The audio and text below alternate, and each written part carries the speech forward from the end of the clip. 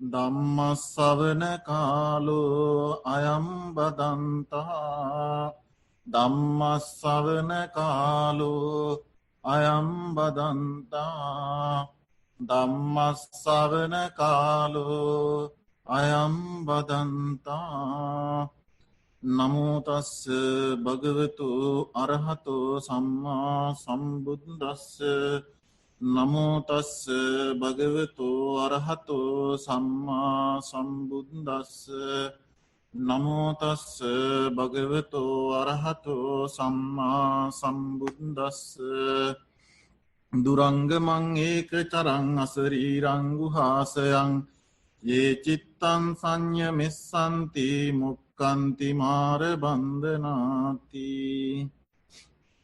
ශ්‍රද්ධාවන්ත පින්වතුනි, අද දවසේ මේ පින්වතුන් සෑම සෙනසුරාදා දිනකම මේ වස් කාලය තුල පවත්වනු ලබන ධර්ම දේශනාමය පින්කමට සහ සම්බන්ධ වෙලා සිටින්නේ.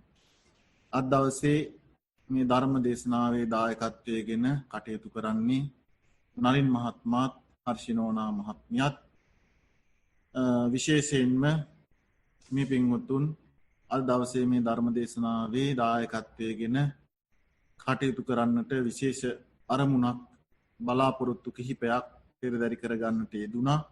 ඒ තමයි ජන්මදිනය යෙදිලා තිබුණු රොහාන් ගුණවර්ධන සොහොයුරාට දිගාසිරි ප්‍රාර්ථනා කරන්නට, ඒ වගේම ඒ උපන්දිනය යෙදිලා තිබුණ සවින්දි සොයිසා ඥාති දියණියට දිගාසිරි ප්‍රාර්ථනා කරන්නට, ඒ වගේම මිටිහතදී නැසීමිය පරලව යන්නට යෙදුණු නිහාල් ඉලප්පෙරුම ඥාති සොහොයුරාට පින් අනුමෝදන් කරන්නටත්, සියලු ලෝවාසීන්ට නිදුක් නිරෝගී සුවපත් භාවය ප්‍රාර්ථනා කරන්නටත් කියන මෙන්න මේ බලාපොරොත්තු පෙරදරි කරගෙන තමයි මේ පින්වතුන් අද දවසේ මේ ධර්ම දේශනාවේ දායකත්වයේගෙන කටයුතු කරන්නේ. හොඳයි, එහෙමනම් දැන් මේ අවස්ථාවේදී මේ පින්වතුන්ට අද දවසේ ධර්ම දේශනාවේ මාතෘකාව හැටියට මම තෝරා ගන්නට යෙදුනේ ධම්මපදයේ ග්‍රන්ථේන චිත්ත වග්ගයේ එන ගාථා ධර්මයක්. මේ ගාථා ධර්මයේ සරල අදහස මේ පින්වතුන් සමහරට අහලා තියෙනවත් ඇති. දුරංගමං ඒකචරං අසරීරං ගුහාසයං යේ චිත්තං සංයමෙස්සන්ති මොක්ඛන්ති මාර බන්ධනා. දුරංගමං කියලා කියන්නේ දුරගමන් සැරිසරන ඒක වරන් එක වර නූපදින අසරීරං ගුහාසයන් ශරීරයක් නොමැති ගුහාවක වාසය කරන යේ චිත්තං සංයමෙස්සන්ති මේ සිත යම් කෙනෙක් මෙල්ල කරයිද ඔහු මොක්ඛන්ති මාර බන්ධනා මාරයාගේ බන්ධනයෙන් ගැලවේ. මේ තමයි මේ ගාථා ධර්මයේ සරල අදහස. මේ ගාථා ධර්මය ලෞතර බුදු පියාණන් වහන්සේ දේශනා කරන්නට යෙදුනේ ලෞතර බුදු පියාණන් වහන්සේ සවැත් නුවර වැඩ වාසය කරන කාලයේ සිදු වූ කතා පුවතක් මුල් කරගෙන. බුදුරජාණන් වහන්සේ සවැත් නුවර වැඩ වාසය කරන කාලයේ සංඝරක්ඛිත කියලා භික්ෂුන් වහන්සේ නමක් වැඩ හිටියා. ඉතින් මේ සංඝරක්ඛිත භික්ෂුන් වහන්සේ මහණ වුණාට පස්සේ සංඝරක්ඛිත භික්ෂුන් වහන්සේගේ මලනුවන් එහෙම නැත්නම් මල්ලි, ඒ මල්ලි මේ සංඝරක්ඛිත හිමියන් මහණ වීම නිසා ඔහුට ලැබුණු පුතණුවන්ට මේ සංඝරක්ඛිත හිමිගේ නාමය තබන්නට යෙදුණා. ඉතින් මෙහෙම කාලයක් ගියාට පස්සේ මේ සංඝරක්ඛිත හිමියන්ගේ මලනුවන්ගේ පුතණුවන් වැඩිවියට ආවට පස්සේ ඒ පුතණුවනුත් සංඝරක්ඛිත තෙරුන් වහන්සේ ළඟම මහණ උපසම්පදාව ලබා ගන්නට යෙදුණා. ඉතින් ඒ මහණ උපසම්පදාව ලබා ගන්නට යෙදුණු ඒ සංඝරක්කිත තෙරුන්ගේ මලනුවන්ගේ පුතුණුවන්ට භාගිනේය සංඝරක්කිත කියලා නම් තබන්නට යෙදුණා. ඉතින් මේ භාගිනේය සංඝරක්කිත භික්ෂූන් වහන්සේ මෙහෙම මේ සංඝරක්කිත තෙරුන් වහන්සේ සමීපයේහි මහණ උපසම්පදා වෙලා වස් කාලය ගත කරන්නට යෙදෙනවා. ඉතින් මෙහෙම වස් කාලය ගත කරනකොට මේ භාගිනේය සංඝරක්කිත තෙරුන් වහන්සේට සිවුරු සඳහා අවශ්‍ය කරන සලු හත්රියන් සලුවකුත් අටරියන් සලුවකුත් ලැබෙනවා. මෙහෙම ලැබුණට පස්සේ මේක ලැබෙද්දිම මේ භාගිනේය සංඝරක්කිත තෙරුන් වහන්සේ කල්පනා කරනවා මේ අටරියන් සලුව මම මාගේ උපාධ්‍යයන් වහන්සේට පූජා කරනවා. මේ සත්‍රියන් සලුව මම මගේ පරිහරණයට ගන්නව කියලා මෙහෙම හිතාගෙන වස් කාලය ඉවරුණාට පස්සේ තමන්ගේ උපාධ්‍යයන් වහන්සේ එනකම් මඟ බලාගෙන ඉන්නවා. ඉතින් මේ සංඝරක්කිත තෙරුන් වහන්සේ තමන්ගේ මහාන කරපු මලනුවන්ගේ පුතණුවන්ව බැහැදකින්න ඔහු වස් සමාදම් වෙච්ච විහාරස්ථානයට වැඩම කරනවා. ඉතින් මේ වැඩම කරන සංඝරක්කිත තෙරුන් වහන්සේව දුරතියාම දකින මේ භාගිනේය සංඝරක්කිත තෙරුන් වහන්සේ පෙර ගමන් කරලා උපාධ්‍යයන් වහන්සේට වැඳලා උන්වහන්සේගේ පාත්‍ර සිවුරු අරගෙන උන්වහන්සේගේ පාදෝවණය කරලා විහාරස්ථානයට වැඩමවාගෙන ඇවිල්ලා සංඝරක්කිත තෙරුන් වහන්සේට තමන්ගේ උපාධ්‍යයන් වහන්සේට විජිනිපතින් එවන නැත්නම් වටාපතින් පවන් සලමින් ඉන්නවා. මෙහෙම පවන් සලමින් ඉන්න අතරතුර මේ භාගිනේය සංඝරක්කිත තෙරුන් වහන්සේ අර කලින් පිළිල කර තිබ්බ අටරියන් වූ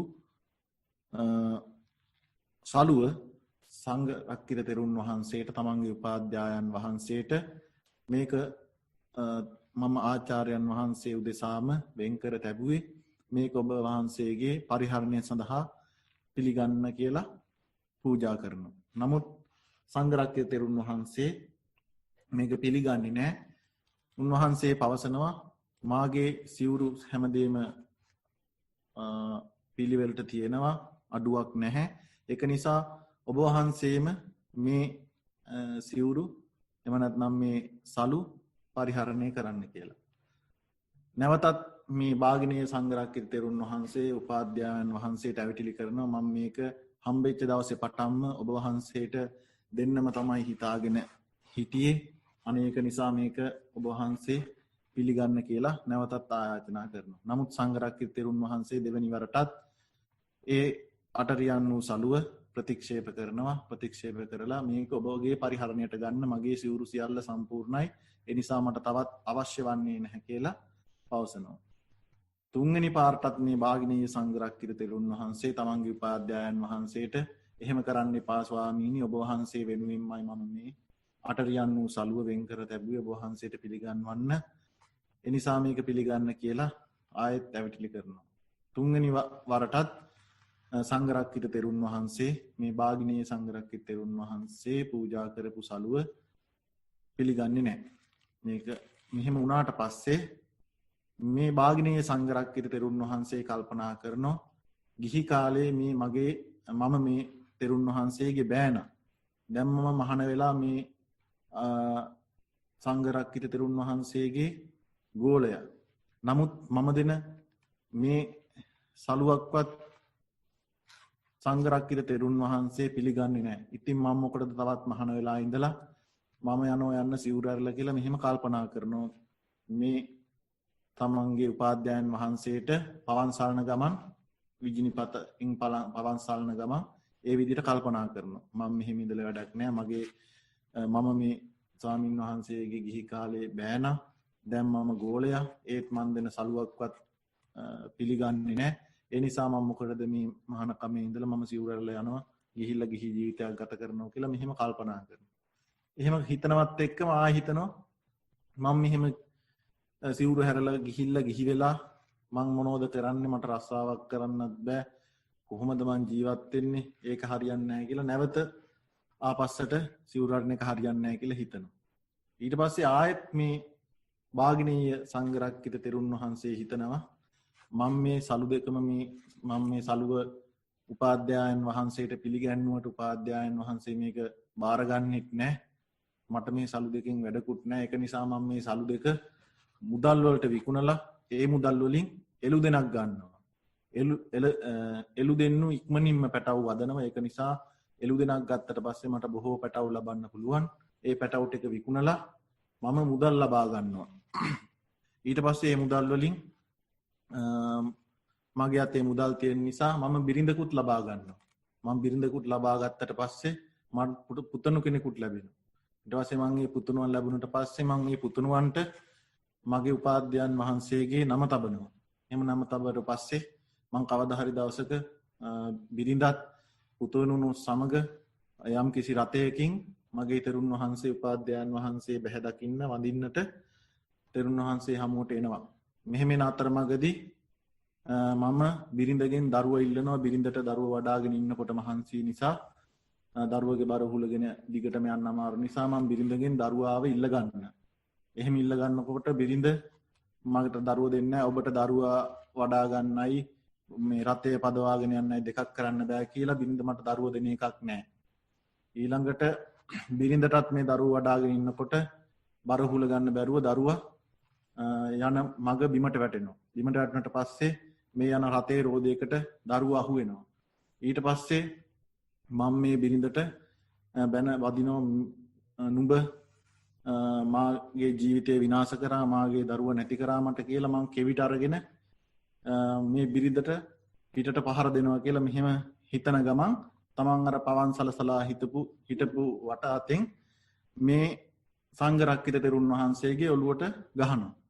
ඔහු අර හිතින් එක දේවල් හිත ඉඳපු ගමන් ඒක නොදැනීම ඒ දේ සිද්ධ වෙනවා. එතකොට මේ සංඝරක්කිත තෙරුන් වහන්සේ බලනවා මොකද මේ එකපාරටම මේ බාගිනීය සංඝරක්කිත මගේ ඔළුවට වටපතෙන් ගැහුවේ කියලා. උන්වහන්සේ එතකොට මේ බාගිනීය සංඝරක්කිත තෙරුන් වහන්සේගේ හිතේ පහළ වෙච්ච සිතුවිලි සියල්ලම දකිනවා.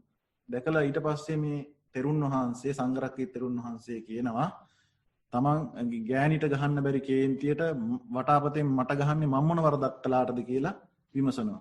එතකොට මේ බාගිනීය සංඝරක්කිත තෙරුන් වහන්සේ දැනගන්නවා උපාධ්‍යයන් වහන්සේ මගේ හිතේ ඇතිවෙච්ච සියලුම දේ දැනගත්ත. දැන් නම් මට ඉඳලා වැඩක් නැහැ. පුදුම ලැජ්ජාවක් මට උනේ. මම දැන් නම් සිවුරල්ල යනවාමයි කියලා මේ බාගිනීය සංඝරක්කිත තෙරුන් වහන්සේ දුවන්නට පටන් ගන්නවා. එතකොට ඒ විහාරස්ථානයේ ඉඳපු අනිකුත් භික්ෂූන් වහන්සේලා පිරිස එකතු වෙලා මේ දුවමින් ඉන්න බාගිනීය සංඝරක්කිත තෙරුන් වහන්සේව අල්ලගන්නවා. අල්ලගෙන බුදුරජාණන් වහන්සේ සමීපයට රැගෙන යනවා. මේ බුදුරජාණන් වහන්සේ සමීපයට රැගෙන ගියාට පස්සේ බුදුරජාණන් වහන්සේ විමසනවා මොකද මේ එක කට්ටියත් එක්කම එකතු වෙලා එක ස්වාමින් වහන්සේ නමක්ව අරගෙන ඉන්නේ කියලා. එතකොට බුදුරජාණන් වහන්සේට පවසනවා ස්වාමීනි මේ තරුණ ස්වාමින් වහන්සේ මේ පැවිදි ජීවිතය කෙරෙහි කලකිරිලා ගිහි ජීවිතයට යන්නට මේ හදන වෙලාවේ අපි මේ තරුණ ස්වාමින් වහන්සේව අරගෙන ආව කියලා බුදුරජාණන් වහන්සේට පවසනවා. එතකොට බුදුරජාණන් වහන්සේ කරුණ විමසුවම මේ බාගිනීය සංඝරක්කිත තෙරුන් වහන්සේ ඒ සිද්ධ වෙච්ච කතාපුවත සියල්ලක්ම බුදුරජාණන් වහන්සේට ප්‍රකාශ කරනවා. මෙහෙම සිද්ධ වුණා. මාගේ උපාධ්‍යයන් වහන්සේ මාව බලන්න ආපු වෙලාවේ මම පිළිගන්වපු සිවුර පිළිගත්තේ නැහැ. මම දෙතුන් පාරක් ඇවිටිලි කරා. නමුත් ඒ සිවුර පිළිගත්තේ නැහැ. ඉතින් මට හිතුණා මේ මාගේ උපාධ්‍යයන් වහන්සේ ගිහි කාලේ මට මම ඔහුගේ බෑන. දැන් මහාන් වුණාට පස්සේ මම උන්වහන්සේගේ ගෝලයා. නමුත් මන් දෙන කිසිවක් පිළිගන්නේ නැහැ. ඉතින් මම මොකටද මේ මහානකමේ ඉඳලා කියලා මම මෙහෙම හිතනකොට මගේ හිතේ මෙහෙම සිතුවිලි ඇති වුණා. ඒ සිතුවිලි සමගම මම නොදැනුවත්වම පවන් සලසලා හිටපු වටාත්තෙන් උපාධ්‍යයන් වහන්සේගේ ඔළුවට පහරක් වැදුනා. ඊට පස්සේ උපාධ්‍යයන් වහන්සේ මෙහෙම ප්‍රශ්නයක් ඇසුවා. ඉතින් මට ඒක දරා ගන්න බැරි වුණා. මං ගිහි වෙන්න හිතාගෙන ගියේ කියලා බුදුරජාණන් වහන්සේට සියලුම පුවත ප්‍රකාශ කරා. ඊළඟට බුදුරජාණන් වහන්සේ මේ අවස්ථාවේදී මේ මා මුලින් සඳහන් කරන්නට යෙදුණු දුරංගමං ඒකචරං අසරීරං ගුහාසයන් යේ චිත්තං සංයමිස්සanti මොක්ඛන්ති මාර බන්ධනා කියන ගාථාව දේශනා කරන්නට යෙදුණා. ඒ අවස්ථාවේදී බුදුරජාණන් වහන්සේ දේශනා කරන්නට යෙදුනා මේ දුර දුවන තනිවම හැසිරෙන සිරුරක් නොමැති ගුහාවක වාසය කරන මේ සිත නිරන්තරයෙන්ම නොයෙක් නොයෙක් තැන්වල දුවනවා. ඒ සිත අල්ලලා දමනය කරගන්න පුළුවන් තැනැත්තා මායාවේ බන්ධනයෙන් මිදෙනවා කියලා කියන්නට යෙදුණා. ඒ අවස්ථාවෙම බුදුරජාණන් වහන්සේ දේශනා කරන්නට යෙදුණා බුදුරජාණන් වහන්සේගේ පෙර ආත්ම භාවයක සිද්ධ වෙච්ච කතා පුවතක්. ඒ කතා පුවතක් දේශනා කරලා අවසානයේදී මේ භාගිනීය සංඝරක්කිත තෙරුන් වහන්සේ සෝවාන් ඵලෙහි පිහිටියා. ඒ වගේම අනිකුත් ඒ පිරිසගෙන් බොහෝ පිරිසක් නොඑක් මාර්ග ඵලවලට පැමිණෙන්නට යෙදුණා. ඉතින් මේ කතා පුවතෙහි දුරංගමන් කියලා කියන්නට යෙදුනේ අපේ මේ හිත කියන එක නිරන්තරයෙන්ම දුර නොඑක් තැන්වලට ගමන් කරනවා. දුර සැරිසරනවා.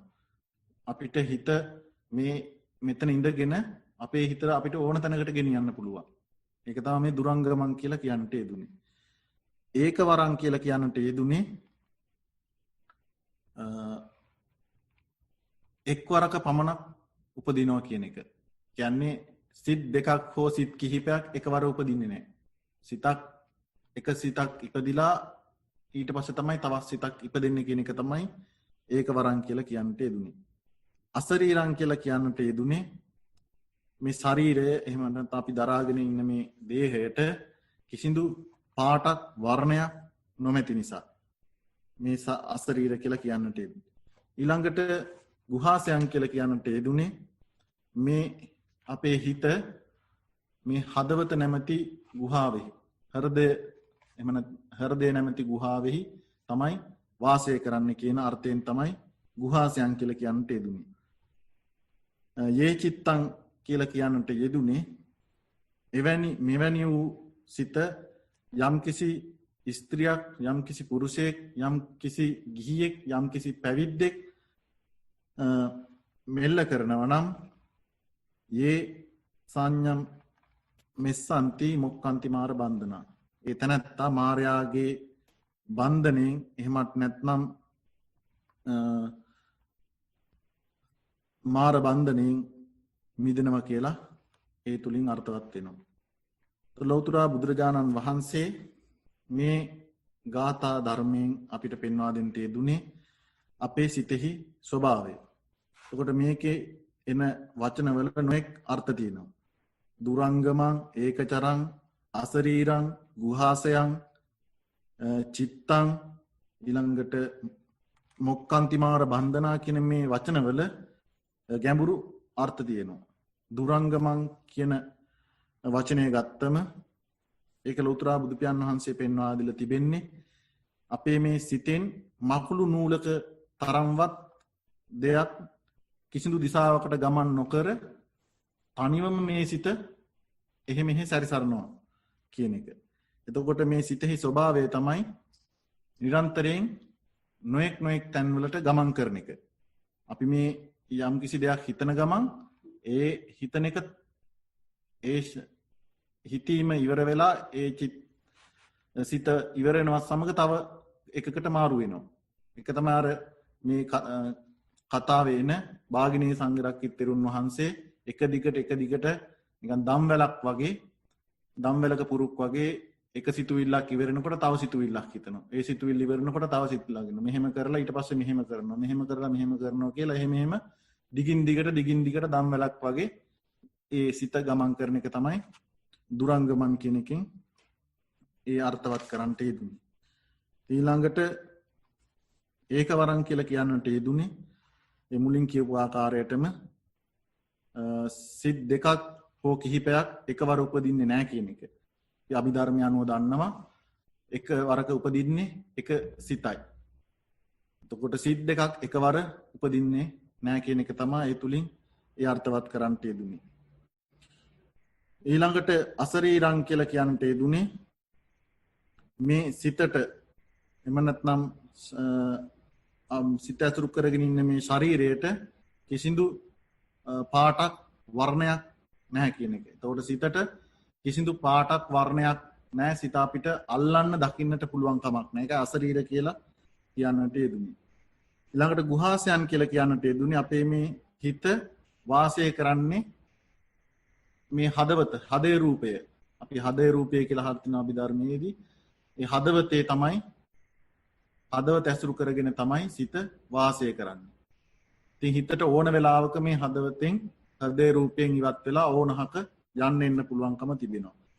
හදවත ඇසුරු කරගෙන වාසය කරන නිසා තමයි ගුහාසයන් කියලා කියන්නට යෙදුනේ. එවැනි වූ මේ සිත යේ සංඥං යේ චිත්තං සංයමිස්සanti මොක්칸ති බාර බන්ධන. එවැනි වූ සිත යම් කෙනෙක් මේ මාර බන්ධන සංඛ්‍යාත ත්‍රිභූමික සංසාර පැවැත්මින් මිදෙන්නට යම් කෙනෙක්ට පුළුවන් වෙනවා මෙන්න මේ කියන හිත මෙල්ල කරගත්තොත්. එතකොට මෙතන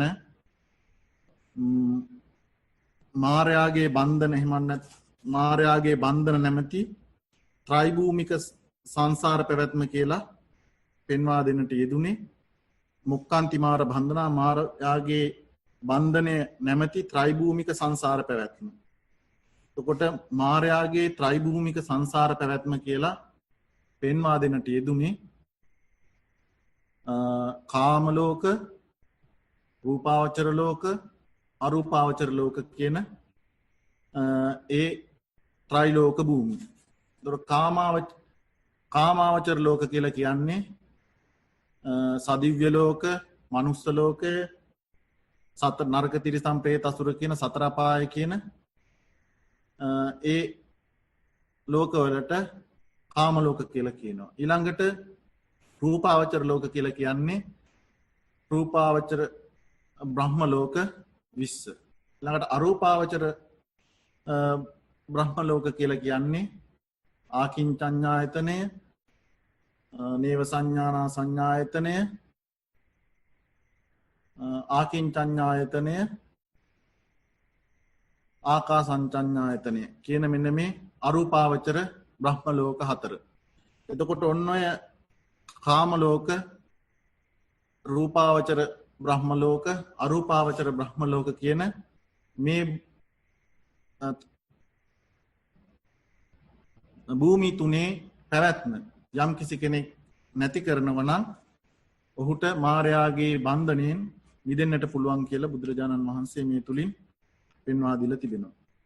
ඉතින් මේ ගාථා ධර්මයේ බොහොම ගැඹුරු අර්ථ තියෙන අපිට බොහෝ දුරට කරුණු කාරණා පිළිබඳව විග්‍රහ කරලා බලන්න පුළුවන් වටිනා ගාථා ධර්මයක්. ඒ වගේම අපේ සිතේ ස්වභාවය මොන වගේද කියලා තේරුම් ගන්න පුළුවන්. සිතේ ක්‍රියාකාරීත්වයේ සිතේ පැවැත්ම මේ දේවල් පිළිබඳව වැඩි දුරට අපිට කරුණු විග්‍රහ කරලා බලන්න පුළුවන් බොහෝ වටින ගාථා ධර්මයක්. ඉතින් මේක අපිට සරලව මේකේ අර්ථය ගත්තත් මේකේ ගැඹුරු අර්ථයක් තියෙනවා. ඒ කරුණු කාරණා එකින් එක විග්‍රහ කරලා බලනකොට ලෞතර බුදු පියාණන් වහන්සේ ඒ සිදුවීම මුල් කරගෙන ඒ භාගිනේය සංඝරක්කිත තෙරුන් වහන්සේගේ කතා පුවත මුල් කරගෙන මේ ගාථා ධර්මයේ දේශනා කරන්නට යෙදුණා. ඉතින් ධම්මපදයේ මෙවැනි බොහෝ කතා එහෙම නැත්නම් මෙවැනි බොහෝ ගාථාවන් ඇතුළත් වෙලා තිබෙනවා. උඩින් බලනකොට අර්ථය සරල වගේ පෙන්වන්නට අපිට එහි එකින් එක විග්‍රහ කරලා බලනකොට බොහෝ ගැඹුරු අර්ථ තියෙන ගාථා ධර්ම තමයි තියෙන්නේ. නමුත් අපිට ඒක සරල වශයෙන් අර්ථය අරගෙන අපේ ජීවිතයට ගන්න පුළුවන් වගේම ඒක වැඩි දුරටත් කරුණු විග්‍රහ කරලා ඒ තුලින් එකින් එක අපිට කරුණු විග්‍රහ කරලා ධර්මයේ වටහා ගන්නට පුළුවන්කම තිබෙනවා. ඉතින් මේකෙන් අපිට ගන්න පුළුවන් ආදර්ශ ගොඩක් තියෙනවා. මේ කතා පුවතට අනුව අපේ සිතෙහි ස්වභාවය පෙන්වා දීලා තිබෙනවා. අපි එදිනදා ජීවිතයේදී කටයුතු කරනකොට අපේ නොයෙක් දේවල් පිළිබඳව සිතනවා. නොයෙක් දේවල් වලට සිත යොමු කරනවා. එතකොට අපි දන්නේ නැහැ අපේ හිත මොන වගේ තැන්වල ගිහිලා නතර වෙනවද කියන එක දන්නේ නැහැ.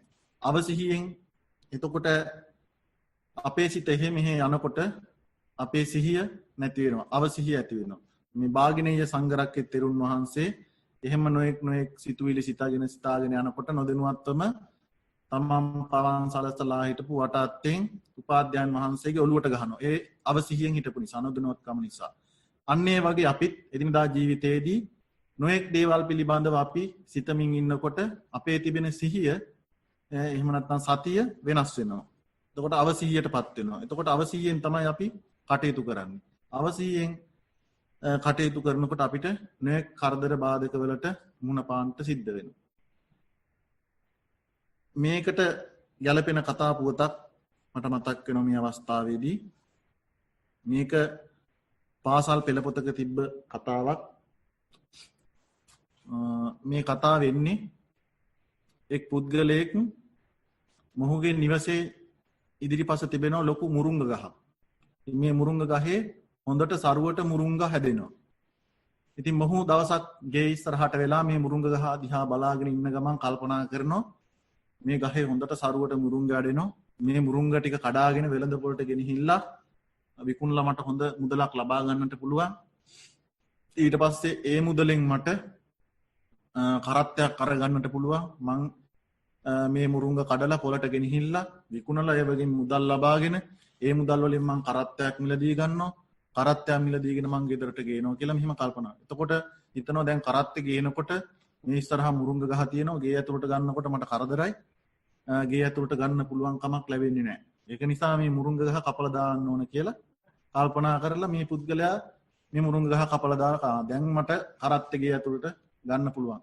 ගේ මිදුලට මට දැන් කරත්තේ ගන්න පුළුවන් කියලා ගහ කපලා කල්පනා කරනවා. ඔන්න ඊට පස්සේ ටික වෙලාවකින් තමයි මතක් වෙන්නේ මං කරත්තෙකුත් ගත්තේ නැහැ නේද? මං හිතුව විතරයි අපරාධි මට අන්තිමට මුරුංග ගහක් නැති වුණා, කරත්තක් නැති වුණා, මොකක්වත් නැති වුණා කියලා. ඒ කතාව වෙන්නේ පාසල් පෙළ පොතේ පහ වසරේ වගේ මට මතක හැටියට. එතකොට ඒකෙනිත් පේනවා අපිට ගන්න පුළුවන් ඒ පුද්ගලයා ඒ එක සිතුවිලි හිතනවා.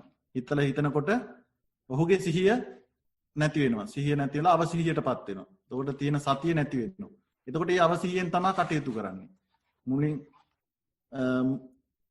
කරත්තේ ගන්නත් කලින්ම මුරුංග ගහ කපලා දානවා. මුරුංග ගහ දැකලා මුරුංග විකුණලා ඊට පස්සේ මුරුංග විකුණලා සල්ලි හොයලා සල්ලි වලින් කරත්තයක් අරගෙන කරත්තේ ගෙදරට ගේනවා. කරත්තේ ගෙදර ගෙනලා නවත්තන්න ඕනගේ ඉස්සරහා මිදුලේ ආගේ මිදුලට ගන්න විදියක් නැහැ. මුරුංග ගහ තියනවා කියලා මුරුංග ගහ කපලා දානවා. එතකොට මේ ඒ හිත එක සිතුවිලි වලට ගමන් කරනකොට තමන්ගේ තිබෙන සිහිය සතිය නැති වෙලා යනවා. එතකොට අවසිහියටපත් වෙනවා. මේ කතා වස්තුවේන බාගිනේ සංඝරක්කිත තෙරුන් වහන්සේටත් උනේ ඒක. එයා සිතුවිලි හිතමින් ඉන්නවා. ඉන්නකොට එයා කරන ක්‍රියාව පිළිබඳ තිබෙන සිහිය සතිය නැති වෙලා යනවා. තමන් මේ අවස්ථාවේ මේ උපාධ්‍යයන් වහන්සේට පවන් සලමින් ඉන්නවා කියන එක ඔහුගේ සිහියෙන් ගිලිහෙනවා. එතකොට අවසිහියෙන් ඉන්නේ. එතකොට අර යන සිතුවිලි වල තමයි සිහිය තියෙන්නේ. එතකොට ඒ සිතුවිලි අනුව තමයි යා ක්‍රියා කරන්නේ. ඒ වගේ තමයි මම දැන් මේ පවසපු කතා පුවතෙත් ඒ දෙකෙන්ම අර්ථ ගැන්වෙන්නේ අපිට ගන්න පුළුවන් වෙන්නේ අපි මේ හිත එහෙ මෙහෙ යවමින් එහෙ මෙහෙ යන්න දෙනකොට හිත එහෙ මෙහෙ යනකොට වෙන්නේ අපේ තියෙන සිහිය සතිය නැති වෙනවා. එතකොට අවසිහියටපත් වෙනවා. අවසිහියෙන් තමයි ඊට පස්සේ අපි කටයුතු කරන්නේ. දැන් අපි එදිනදා ජීවිතයේදී අපි උදාහරණයක් හැටියට උයමින් ඉන්න අවස්ථාවක එළවලු කප ඉන්න අවස්ථාවක අපි මොකක් හරි දෙයක් පිළිබඳ හිතනවා. ඒ සිතුවිල්ලෙන් ආය තව සිතුවිල්ලකට ගිහිල්ලා තව දිගට සිතුවිලි දාමයක යනවා. ඔය අතරතුරේ අර එළවලු කප ඉන්න ගමන් එකපාරටම ඇඟිල්ල කැපෙනව දන්නේ. අන්න ඒ වගේ අපේ හිත ඒ විදිහට නොඑක් දේවල් වල ගමන් කරනකොට අපේ තිබෙන සිහිය නැති වෙනවා. එතකොට අපි අවසිහියටපත් වෙනවා. ඊට පස්සේ අපිට කරන ක්‍රියාව පිළිබඳව අපිට දැනීමක් සිහියක් නැහැ. එතකොට අපිට ඒ තුලින් නොඑක් විපත් වලට අපිව පමුණුවනවා. ඔන්න ඔය විදිහට මේ ගාථාව තුලින් අපිට ඒ ආදර්ශය අපේ ජීවිතේට ගන්න පුළුවන්. එතකොට මේ අනුව අපි කල්පනා කරන්න ඕන අපේ හිත පුළුවන් තරම් මෙල්ල කරගන්න. හරි අමාරු දෙයක් මේ හිත කියන එක නිරන්තරයෙන් එහෙ මෙහෙ දුවන එක තැනක තියෙන්නේ නැහැ. මේ දැන් සිතන සිතුවිල්ලට හාස්පසින් වෙනස් සිතුවිල්ලකට අපේ හිත ටක් ගාලා මාරු වෙනවා, පයින්නවා. එතකොට අපි ඉන්නේ මේ ස්ථානයේ වුණාට අපේ හිත සමහරලාට ගෙදර තියෙන්න පුළුවන්. ආය නැත්නම් ලංකාවේ තියෙන්න පුළුවන්. ඔය වගේ ඕන තැනක අපේ මේ හිත යන්න පුළුවන්. ඒ හිතේ ස්වභාවය. අපි බලන්න ඕන ඒ එහෙ මෙහෙ දුවන හිත මෙල්ල කරගෙන තියාගන්න. එහෙ මෙහෙ දුවන්නට නොදී. එතකොට අපිට අපේ සිහිය පවත්වා ගන්නට පුළුවන් වෙනවා. හිත එහෙ මෙහෙ දුවන්න ගත්තම තමයි අපේ සිහිය නැති වෙන්නේ. එහෙම සිහිය නැති වුණොත්, සිහිය කියන්නේ සතිය. ඒ සතිය නැති වුණොත් අපි කරන කියන දේවල් පිළිබඳව අපේ දැනීම නැති වෙලා යනවා. අපි මේ කරන්නේ මොකක්ද කියන එක පිළිබඳව තිබෙන දැනීම ඉවතට යනවා. එහෙම ගියාට පස්සේ අපිට ඒ තුලින් යම් කිසි අවඩක් විපතක් තමයි සිද්ධ වෙන්නේ. ඒ නිසා අපි මේ එහෙ මෙහෙ දුවන හිත නිරන්තරයෙන්ම මෙල්ල කරගන්නට කටයුතු කරන්නට ඕන, නිරන්තරයෙන් උත්සාහ ගන්නට ඕන. අපි දැන් යම් කිසි භාවනා අරමුණකට සමවැදිලා භාවනා කරමින් ඉන්න වෙලාවක වුණත් අපේ හිත එහෙ මෙහෙ දුවනවා. ඒකට අපි බලන්නට ඕන කොහොම හරි මේ හිත එක තැනක තියාගන්න. ඒක දිගට පුරුදු පුහුණු කරනකොට නිරන්තරයෙන් අපි මේ හිත দমনය කරගන්න පුරුදු පුහුණු කරනකොට අපිට පුළුවන් වෙනවා අපේ හිත එහෙ මෙහෙ දුවන එක නතර කරගන්න, එහෙම නැත්නම් අඩු කරගන්න. යම් ප්‍රමාණයකට හරි මේ හිත එහෙ මෙහෙ දුවන ගතිය අඩු කරගෙන සිහිය උපදවා ගන්න, සිහියෙහි පිහිටුවා ගන්න පුළුවන්කම ලැබෙනවා. ඒ නිසා ඒ ආදී වශයෙන් බලනකොට මේ ගාථා ධර්මය බොහෝ පැති පිළිබඳව හිතන්නට පුළුවන් ගාථා ධර්මයක්. අපේ එදිනදා ජීවිතයටත් වැදගත් වෙන, එදිනදා ජීවිතයටත් ගන්න පුළුවන් වටිනා ගාථාවක් මේ ගාථා ධර්මය. ඒ වගේම මේ කතා පුවත අපේ එදිනදා ජීවිතයේදීත් අපි නොයෙකුත් දේ සිද්ධ කරනකොට, අපි මොකක් හරි වැඩක් කරනකොට ඒ වැඩේට හිත යොමු කරන්නේ නැතිව වෙන වෙන දේවල් වලට හිත යොමු වුණොත්, ඒ තුලින් සිතුවිලි වලට යන්න ගත්තොත් අපිට ඒ කරන ක්‍රියාවට කරගන්න බැරි වෙනවා. ඒ කරන ක්‍රියාව වෙනතකට යොමු වෙනවා. ඉතින් ওই විදිහට අපේ එදිනදා ජීවිතයටත් මේ ගාථා ධර්මයේන කරුණු කාරණා වැදගත් වෙනවා. එවැනි වටිනා ගාථා ධර්මයක් තමයි මේ ගාථාව ධම්මපදේන චිත්තවග්ගේන මේ ගාථාව. ඉතින් ওই විදිහට කල්පනා කරලා බලනකොට අපිට මේ ගාථාව පිළිබඳව නොඑක් පැතිවලින් විග්‍රහ කරලා බලන්නට පුළුවන්. එහි එන එක් වචනවල අර්ථ විග්‍රහ කරලා බලනකොට ඒ මුලින් දේශනා කරපු ආකාරයට, කියපු ආකාරයට ඒ දුරංගමං, ඒකචරං, අසරීරං, ගුහාසයන් යනාදී වශයෙන් ඒ වචන එක විග්‍රහ කරලා බලනකොට ඒ වගේ අභිධර්ම ආදී කරුණුත් අපිට විග්‍රහ කරලා බලන්නට පුළුවන්කම ලැබෙනවා. ඒ වගේම ඒ කතා පුවත ගත්තට පස්සේ අපිට ඒ කතා පුවත අපේ එදිනදා ජීවිතයට ගලපා ගන්නට පුළුවන්කම තිබෙනවා. අපි එදිනදා කරන කියන වැඩ කටයුතු වලට ඒ වගේදී අපේ හිත වැඩ කරන ආකාරය පිළිබඳව, හිත මෙහෙවන ආකාරය පිළිබඳව අපිට ඒ කතා පුවත අනුව අපේ හිතේ පැවැත්ම පිළිබඳව ආදර්ශ ගන්නට පුළුවන්කම ලැබෙනවා. ඉතින් මේ විදිහට බොහෝ පැති පිළිබඳව මේ ගාථා ධර්මයේ තුලින් අපිට හිතන්නට, විග්‍රහ කරලා බලන්නට පුළුවන්කම ලැබෙනවා. එවැනි වටිනා ගාථා ධර්මයක් මේ ගාථාව. ඉතින් මෙවැනි බොහෝ ගාථා බුදුරජාණන් වහන්සේ ජීවමාන කාලයේ සිද්ධ වෙච්ච නොයෙකුත් සිදුවීම් මුල් කරගෙන දේශනා කරලා තිබෙනවා. ඉතින් මේ ගාථාවෙන් මේ අපේ සිතෙහි ස්වභාවය, හිත වැඩ කරන ආකාරය, හිතේ පැවැත්ම පෙන්වා දීලා තිබෙනවා. ඉතින් අපි නිරන්තරයෙන් දන්නවා අපේ හිත නිරන්තරයෙන් එහෙ මෙහෙ දුවන, එක තැනක නොපවතින හිතක්. ඉතින් අපිට ඒක නිරන්තරයෙන්ම අවබෝධ කරගන්නට පුළුවන්කම තිබෙනවා. එතකොට අපි උත්සාහ ගන්නට ඕන, කටයුතු කරන්නට ඕන මේ නිරන්තරයෙන් එහෙ මෙහෙ දුවන හිත දමනය කරගන්න. එහෙම නැත්නම් මෙල්ල කරගන්න. මේ නිතර එහෙ මෙහෙ දුවන එක නැති කරගන්නට ඕන. අපිට ඒක එකපාර කරන්න පුළුවන් කමක් නැහැ. මොකද මේ හිත හිතේ ස්වභාවයම තමයි එහෙම දුවන එක. එම නැත්නම් නොයෙක් සිතුවිලි වල ගමන් කරන එක තමයි මේ හිතෙහි ස්වභාවය. එතකොට ඒ ස්වභාවය අපිට වෙනස් කරන්න හරිම අමාරුයි. එතකොට අපි ඒකට කරන්නට ඕන නිරන්තරයෙන්ම පුරුදු පුහුණු කරන එක. එහෙනම් සතතාභ්‍යාසය මේ හිත මෙල්ල කරන එක නිරන්තරයෙන් පුරුදු කරන්නට ඕන. පුහුණු කරන්නට ඕන. නිරන්තරයෙන් අපි බලන්නට ඕන හිත මෙල්ල කරගන්න. දැන් ගුණෙක් කණුවක කඹයකින් බැඳලා තිබ්බම ඒ ගුණා කඹේ දිග තියෙන තරම් යනවා.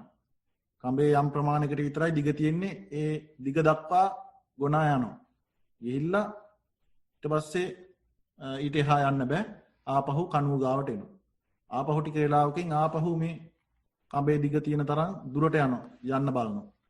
ගියාට බෑ. කඹෙන් බැඳලා තියෙන නිසා ඒ කඹේ දිග ප්‍රමාණය ගිහිල්ලා ආයෙත් එනවා. ඔහොම නිරන්තරයෙන් මේ ගුණා කණුවෙන් ඈතට යන්න බලනවා. නමුත් කඹෙන් බැඳලා තියෙන නිසා යන්න බෑ. ආයෙත් කණුව ගාවටම එනවා. ඔහොම උත්සාහ කරලා අන්තිමට මේ ගුණාට එපා වෙලා හති වැටිලා ඌ ආයේ ඒ කණුව ගාවින් හෙල්ලෙන්නේ නැතිව එහෙම්ම ඉන්නවා.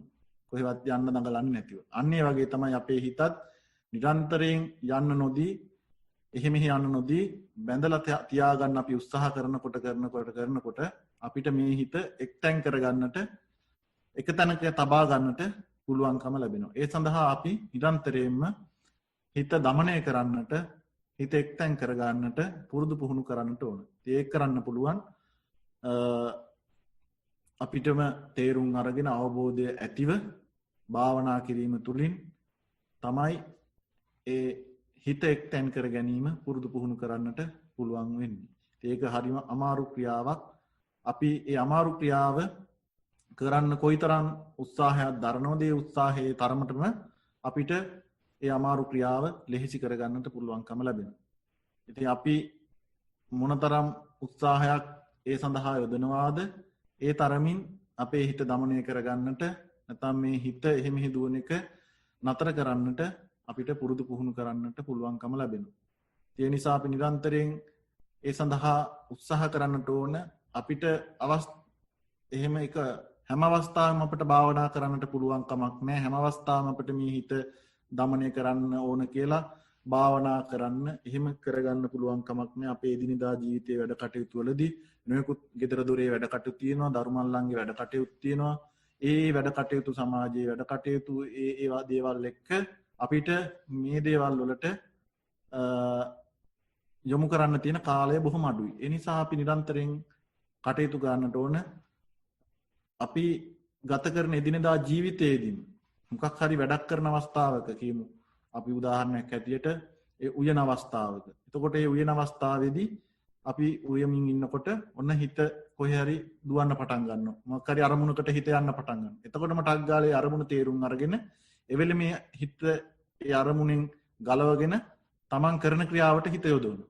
ඒ විදිහට තමයි අපිට මේ හිත පුරුදු පුහුණු කරන්නට පුළුවන්කම ලැබෙන්නේ. අපි දැන් වාහනයක් පදවන අවස්ථාවකදී අපි වාහනයක් පදවගෙන යන අවස්ථාවකදී අපේ හිත ඒ වාහනේ පදින එකට යොමු කරන්නේ නැතිව අපි නොයෙක් වෙන දෙයකට හිත යොමු කරොත් වෙන සිතුවිලි වලට කරොත් අපි එකපාරට අපි දන්නේ නැහැ වාහනේ වෙන පැත්තක ගිහිල්ලා ආනතුරක් වෙලා එහෙම වෙන්න පුළුවන්. අපි සාමාන්‍යයෙන් වාහනයක් පදිනකොට වෙන අරමුණු වලට හිත යොමු කරන්නේ නැහැ. හිත යොමු කරන්නේ ඒ වාහනේ පදින එකටම තමයි.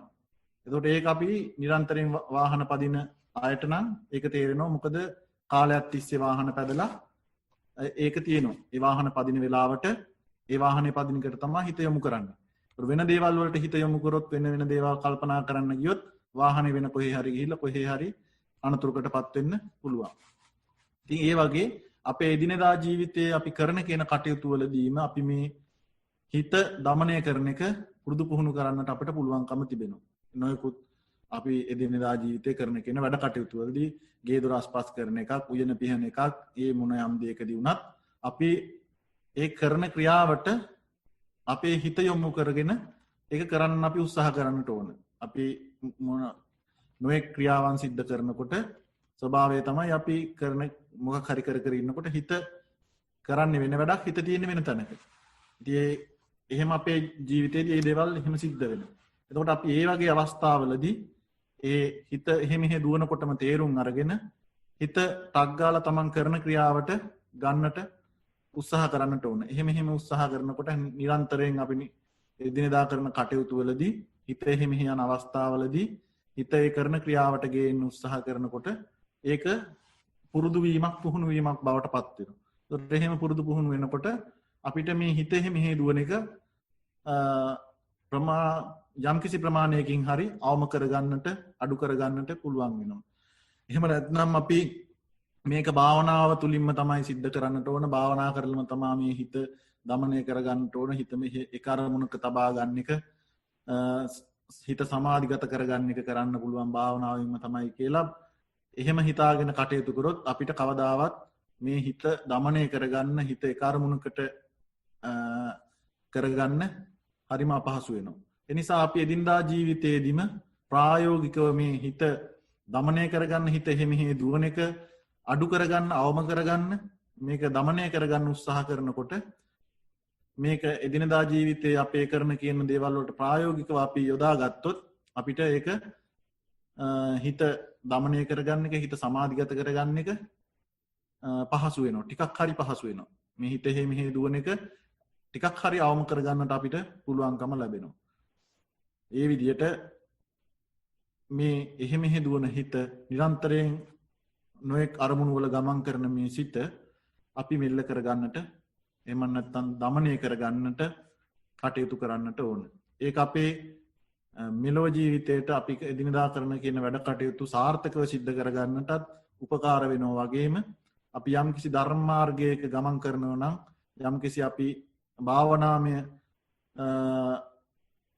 කුසලයක අපේ හිත යොදවනවා නම් බණ භාවනා කරනවා නම් ඒ දේවල් වලදීත් අපිට මේ හිත එක්තැන් කරගෙන හිත ඒ අරමුණක තියාගෙන බණ භාවනා සිද්ධ කරන්නටත් උපකාර වෙනවා. ඉතින් ওই විදිහට අපිට ලෞකික ජීවිතයටත් පරලෝක ජීවිතයත් දෙලෝ ජීවිතයටම වැඩ සලසා දෙන දෙයක් තමයි මේ හිත দমনය කරගන්න එක. ඉතින් ඒක මේ අපේ එදිනදා මේ ජීවිතයේදී මේ එදිනදා කරන කියන වැඩ කටයුතු වලදීම අපිට මේ හිත දමනය කරන එක පුරුදු පුහුණු කරගන්නට පුළුවන්කම ලැබෙනවා. අපි භාවනා කරන අවස්ථාවකදී අපේ හිත ඒ කර්මණක තියාගෙන සමාධිගත කරගන්න උත්සාහ කරනවා වගේ අපි එදිනදා ජීවිතය කරන කියන කටයුතු වලදී ඒ කරන කියන කටයුත්තට හිත යොමු කරගෙන ඒ කටයුත්ත සිද්ධ කිරීම තුලිනුත් අපිට මේ හිත දමනය කරගන්නට හිත මෙල්ල කරගන්නට තම හිත මේ එහෙ මෙහෙ දුවන ස්වභාවය අඩු කරගන්නට පුළුවන්කම ලැබෙනවා. උපකාරයක් බවට පත් වෙනවා. ඉතින් ඔන්න ඔය විදිහට අපිට මේ හිත පිළිබඳව හිතලා අපේ එදිනදා ජීවිතයේදීම මේ හිත එහෙ මෙහෙ දුවන හිත මෙල්ල කරගන්නට එහෙම නැත්නම් එහි මෙහි දුවන ස්වභාවය අඩු කරගන්නට අපිට කටයුතු කරන්නට පුළුවන්. ඊවැනි බොහෝ කරුණු කාරණා පිළිබඳව කතා කරන්න පුළුවන් වටිනා ගාථා ධර්මයක් මේ ගාථාව. ඉතින් මේ ගාථාව අනුව අපිට අපේ මෙලෝ ජීවිතයේදීම අපේ හිත එහෙ මෙහෙ දුවන ගතිය හිත නොයෙක් නොයෙක් අරමුණු වල ගමන් කරන එක අඩු කරගන්නට අවම කරගන්නට පුළුවන්කම ලැබෙනවා. ඒ අවම කර ගැනීම තුලින් අපිට අපේ එදිනදා ජීවිතයේ කටයුතු සාර්ථක කරගන්න පුළුවන් වගේ වෙනවා වගේම අපි කරන කියන භාවනාදී කටයුතු වලදී අපේ හිත එක අරමුණක තියාගෙන මේ භාවනාදී කටයුතු සිද්ධ කරන්නටත් උපකාර වෙනවා. ඉතින් එහෙමනම් මේ අවස්ථාවේදී කල්පනා කරගන්න මේ පින්වුතුන් අද දවසේ විහාරස්ථානයේට උදෑසන කාලේ පැමිණිලා පොහොය වැඩසටහනට සහ සම්බන්ධ වෙලා සිල් සමාදන් වෙලා සිල්වත් පිරිසක් බවට පත් වෙලා උදේ කාලේ පටන් උදෑසන පටන් බොහෝ පින් දහම් කුසල් දහම් සිද්ධ කරගන්නට යෙදුණා. භාවනාදී කුසල ක්‍රියා සිද්ධ කරගන්නට යෙදුණා. දානාදී පුණ්‍ය ක්‍රියා සිද්ධ කරගන්නට යෙදුණා. ඉතින් බොහෝ පින් කුසල් එක්රැස් කරගෙන ඉන්නෝ මේ වෙනකොට මේ පින්වත් හැමදෙනාම දැන් මේ අවස්ථාවේදී මේ ධර්මානුශාසනාවකට සවන් දීලා ඒ තුන් පිනක් කුසලයක් ගොඩනගාගෙන ඉන්න අවස්ථාව. දැන් මේ අවස්ථාවේදී අපි මේ ප්‍රථමයෙන්ම ලෝතර බුදු පියාණන් වහන්සේ උදෙසා මේ පිළිල කර තැන්පත් කරන්නට යෙදුණු මල් පහන් සුවඳ දුන් දැහැත් ගිලන්පස ඇතුළු මේ සියලු පූජාවන් තිලෝගුරු ශාන්තිනායක සම්මා සම්බුදුරජාණන් වහන්සේ උදෙසා පූජා කරමු. ඒ තුළින් අත්වන පුණ්‍ය බලය කුසල බලය අද දවස තුළ මේ පින්වතුන් හැමදෙනාම එකතු වෙලා මේ ඉෂ්ට සිද්ධ කරගන්නට යෙදුණු සියලුම පුණ්‍ය බලයෙන් කුසල බලයෙන් මේ පින්වතුන් බලාපොරොත්තු වෙන මේ නම් සඳහන් කරමින් මේ පින්වතුන් අරමුණු කරගෙන බලාපොරොත්තු වෙන ඒ උපන් දින සමරාන්ට යෙදුණු රොහාන් ගුණවර්ධන මහත්මයාටත් ඥාති දියණියක් වන සවින්දිසෝ ඉසා ඥාති දියණියටත් ඒ උපන් දිනයේදී තිබුණු මේ දෙදෙනාටම මේ කරගන්නට යෙදුණු පුණ්‍ය බලයෙන් කුසල බලයෙන් ඒ වගේම මේ පින්වතුන් හැමදෙනාටම අර්චිනෝනා මහත්මියටත් නලින් මහත්මයාටත් දරුවන් දෙදෙනාටත් මේ සඳහා සහ සම්බන්ධ වෙන්නට යෙදුණු දමයන්ති නෝනා ඇතුළු ඒ හැමදෙනාටමත් මෙලොව වශයෙන් පැමිණ තිබෙන්නා වූ පැමිණ තිබෙනා වූ ග්‍රහපලූදුරු කරදර බාධක ඒ රාෂ්ටක නවග්‍රහ දෝෂාදී පීඩාවන් වෙනවා නම් සියල්ලක් වහවහා සංසිඳිලා හැමදෙනාගේම ජීවිතවලට නිදුක් නිරෝගී සුවපත් භාවයේ චිර ජීවනයේ සිත සාන්තිය යහපත අභිවෘද්ධිය සැනසෙල්ල උදා වෙන්න මේ පින් කුසල් ආශිර්වාදයක් වේවා. ඒ වගේම මේ තිහතදී මිය පරලොව යන්නට යෙදුණු නිහාල් ඉලප් පෙරුම ඥාති සොහොයුරන්ටත් මේ පින් අනුමෝදන් වේවා. තුමාණන් මේ පින් අනුමෝදන් වූ යම් කිසි අභවකින් දුක් ඇති ස්ථානකට පැමිණෙන්නෝ නම් වහවහා දුකෙන් අත මිදේවා. සැපැති ස්ථානකින් නම් සැප වඩා වර්ධනය කරගනිත්වා. ජීවිත කෙළවර බුදුන් දැක නිවන් දකින්නට නිහාල් ඉලප් පෙරුම ඒ මියගේ ඥාති සොහොයුර ඇතුළු කොට ඇති මේ පින්වතුන්ගේ වර්ග පරම්පරාවල තවත් නමින් නැසීමේ පරලෝකීය යම් තාක් ඥාති වෙත්නම් ඒ හැම දිනාටමත් මේ පින් පෙත්තන් අත්පත් වෙලා ඔවුන්ගේ භවගාමී ජීවිත සුඛිත මුක්ත කරගනිත්වා. ජීවිත කෙළවර බුදුන් දැක නිවන් දකින්නට ඔවුන්ටත් මේ පින් කුසල් හේතු වේවා වාසනාව වේවා. ඒ වගේම මේ කරගන්නට එන පුණ්‍ය කුසල කර්ම අපි දෙවියන්ටත් අනුමෝදන් කරමු. දෙවියොත් මේ පින් කුසලයේ අනුමෝදන් වෙලා දෙවියන්ගේ දිව්‍ය ආශිර්වාද වර්ධනය කරගනිත්වා. මේ පින් උතුම් කාලට වේලාවට රැක බලා දෙත්වා ආරක්ෂා කර දෙත්වා. දෙවියෝද පාර්ථනීය බෝධියකින් නිවන් දකින්න දෙවියන්ටත් මේ පින් කුසල් උපකාර වේවා. අවසන වශයෙන් ඔබ අප සෑම සුල්තනාටම ජීවිත කෙළවර බුද්ධ ආදී හරුතුමන් වහන්සේලා නිවසේදී පැමිණ වඩවතාල උතුම් නිවනින් සැනසෙන්නටත් හැමදෙනාට මේ කරගන්නට යෙදෙන පින කුසලය හේතු වේවා වාසනාව වේවා යන ප්‍රාර්ථනාව හිතේ ඇති කරගෙන දැන් මේ අවස්ථාවේදී පිළිකර තැන්පත් කරන්ට යෙදුණු ප්‍රණීත ගිලන්පස මල් පහන් සූදුම් ආදී මේ සියලු පූජාවන් තිලෝගුරු ශාන්තිනායක සම්මා සම්බුදුරජාණන් වහන්සේ උදෙසා පූජා කරමු. පූජා වේවා පූජා වෙත්වා යන ප්‍රාර්ථනාව හිතේ ඇති කරගෙන මා සමගමිකට ගාථාවන් කියමින් බුද්ධ වන්දනාව සිද්ධ කරමු. සාදු සාදු සාදු